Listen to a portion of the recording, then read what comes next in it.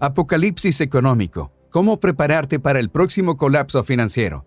La reciente caída de importantes instituciones bancarias en Estados Unidos puso al mundo en vilo ante un posible efecto contagio en todo el sistema financiero mundial. Las desalentadoras noticias sobre la inflación en dicho país dan cuenta de que las medidas de la Reserva Federal tampoco están funcionando, aunque sí dejando un enorme daño colateral. Incluso los datos más recientes sobre ventas muestran que el consumo privado está cayendo. Evidentemente, nos estamos moviendo progresivamente hacia una nueva recesión de la economía. Así lo advierten reconocidos expertos como Ray Dalio, Robert Kiyosaki, Michael Hartnett, jefe de estrategias de inversión del Bank of America, e incluso instituciones globales como el Banco Mundial.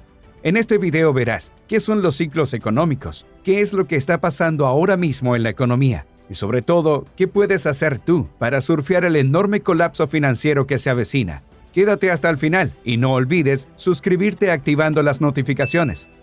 Seguramente estarás pensando, ¿qué tiene que ver la economía estadounidense conmigo que vivo en Perú o en México, por ejemplo? Bien, tiene todo que ver, porque el sistema financiero global es la interconexión entre países, y Estados Unidos es la principal y más grande economía del sistema, de manera que si Estados Unidos estornuda, el mundo coge un resfriado. Entonces bien, comencemos por describir la situación.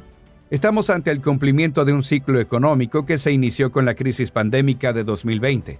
Así lo sugiere el multimillonario gestor de fondos de cobertura Ray Dalio. ¿Y qué es un ciclo económico? Toda economía, en una determinada cantidad de tiempo, pasa por 4 etapas a cumplir en cada ciclo: recuperación, expansión, auge, recesión y depresión. Vamos a aplicar esta sencilla plantilla a los acontecimientos relativamente recientes en la economía mundial, comenzando con la crisis de 2020. Con los cierres masivos y las cuarentenas generalizadas en todo el mundo, la actividad económica se vino a pique de forma casi inmediata. Cuando tantas empresas comenzaron a cerrar por órdenes gubernamentales, el desempleo se disparó, al tiempo que todas las personas confinadas en sus hogares le dio el golpe de gracia a las transacciones cotidianas que mueven los engranes de la economía. Sin duda, era una recesión con todas las letras. El gobierno de Estados Unidos, para evitar una cadena de impagos y suavizar el aterrizaje de emergencia, ordenó entregar dinero directamente a los ciudadanos para que pudieran subsistir mientras todo estaba cerrado. Pero con todo cerrado, la cantidad de dinero ingresado por recaudación de impuestos también se redujo drásticamente. ¿Qué hace el gobierno cuando tiene menos ingresos pero debe seguir gastando más? Tiene 3 opciones. 1. Subir los impuestos. 2. Endeudarse. 3. Imprimir dinero. Según Ray Dalio, el gobierno de Estados Unidos se endeudó e inundó la economía con muchísimo dinero al bajar la tasa de interés a 0. Como se puede apreciar en este gráfico, la cantidad de dinero se incrementó de manera exponencial en 2020. Cuando las cuarentenas fueron levantadas, el consumo creció, la demanda por bienes y servicios se incrementó, y las empresas que tomaron créditos baratos tomaron decisiones de inversión no muy racionales, pero indujo una fase de expansión que no durará mucho. Aunque estas intervenciones monetarias lograron salvar la economía de una profunda depresión y apuntalarla hacia cierto punto, hay un factor que se salió de control: la inflación. La inflación se incrementó debido al exceso de dinero en la economía persiguiendo niveles productivos menguados por la misma crisis pandémica de la que recién se salió. ¿Y qué hacen los gobiernos cuando la inflación sube? La Reserva Federal en Estados Unidos inició una serie de subidas controladas de las tasas de interés de referencia. Dicha subida de las tasas de interés encarecieron el acceso al crédito y todas las deudas existentes. El efímero auge llegó a su fin.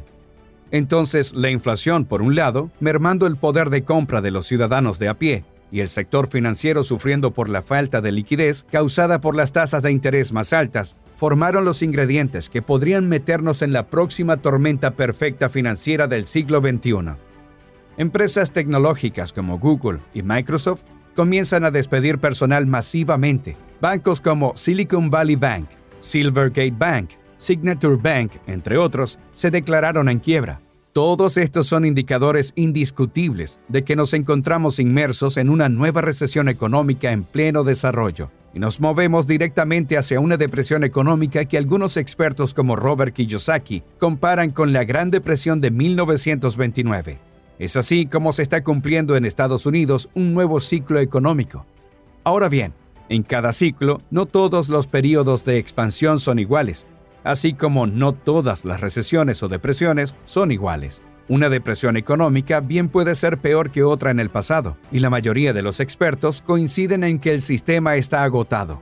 Ahora mismo, la Reserva Federal está intentando contener la inflación a costo de meter al país en una recesión, pero la inflación no está cediendo al ritmo esperado y la economía se está desacelerando. Y cuando una economía tiene una crisis inflacionaria junto con una economía en contracción, se dice que hay una estanflación. Recuerda, lo que pasa en la economía estadounidense es muy importante para el resto del mundo, sobre todo en Occidente. Una estanflación es un escenario catastrófico porque al mismo tiempo que ganas menos dinero por la contracción, ese dinero va perdiendo poder adquisitivo por la inflación. El desempleo crece, los salarios caen, el costo de la deuda se incrementa y los precios suben. ¿Te suena familiar? Es porque ya varios países a nivel mundial están experimentando los síntomas. Y ahora que sabes qué es lo que está pasando y por qué, te estarás preguntando qué podemos hacer para atravesar dicha situación. O mejor aún, ¿hay oportunidades valiosas en un escenario así?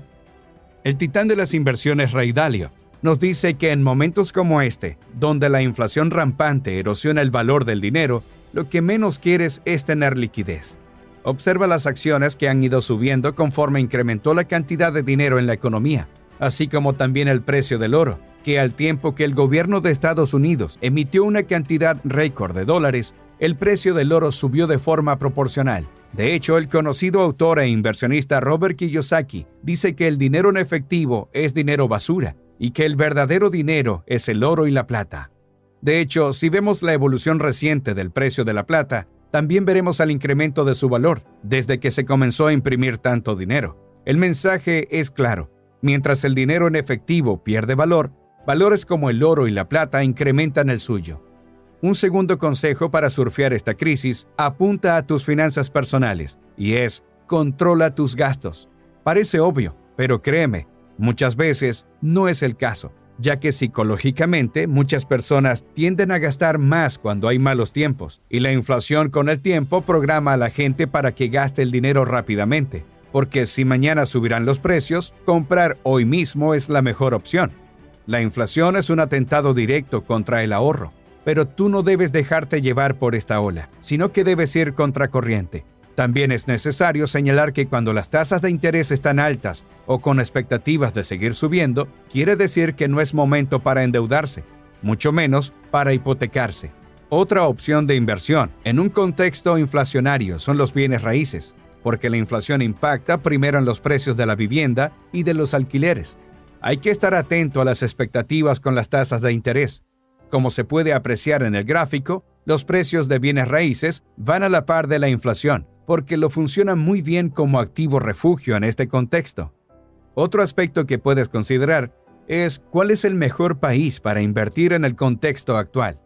Bien, una vez más, es Ray Dalio quien nos da luz en este tema, y él menciona 3 indicadores a tomar en cuenta a la hora de elegir un país en el cual invertir: buenas finanzas, estabilidad política interna, neutralidad geopolítica y, por último, el dios de las inversiones Warren Buffett ha demostrado con su ejemplo, y lo sigue reiterando hoy en día, que los mejores momentos para invertir es cuando hay crisis.